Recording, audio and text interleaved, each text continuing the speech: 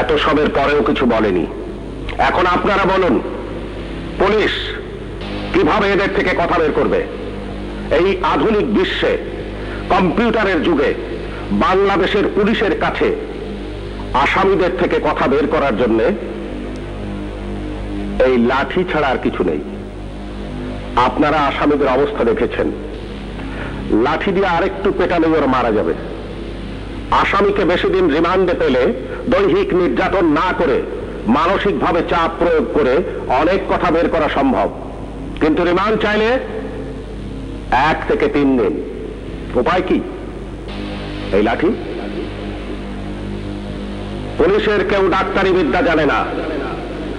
শরীরের কোথায় কি আঘাত লাগলে কি হয় তা কেউ জানে না। যদি কোনো আসামির শরীরে গুরুতর কোনো আঘাত লাগে, যদি কোনো আসামি মারা যায়, তাহলে এক রাতেই পুলিশ হয়ে যাবে খলনায়ক। বড় বড় করে খবরের কাগজে লেখা হবে, হ্যাঁ, পুলিশি হেফাজতে আসামির মৃত্যু হয়েছে।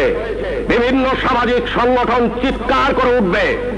পুলিশদের ঘৃণা করবে সাধারণ মানুষ, বিবেক সম্পন্ন বুদ্ধিজীবীরাও। আপনারা সবাই ভুলে যাবেন AK-47 মতো মারাত্মক অস্ত্র পাওয়া গিয়েছিল আসামিদের কাছে। যদি জনগণের কাছে ধরা পড়ে ওই আসামিরা গণপিটুনিতে মারা যেত, আপনারাই বলতেন ভালো হয়েছে, পুলিশের কাছে গেলে ছাড়া পেয়ে যেত। একটা কথা মনে রাখবেন, পুলিশ কখনো আসামি ছাড়ে না।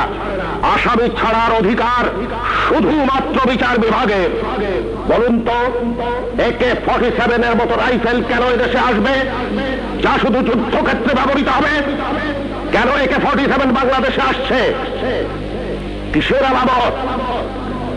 9 শুটার বন্দুক কেন টিসিবির মাধ্যমে হাজার হাজার বন্দুক সাধারণ মানুষের হাতে তুলে দেওয়া হচ্ছে?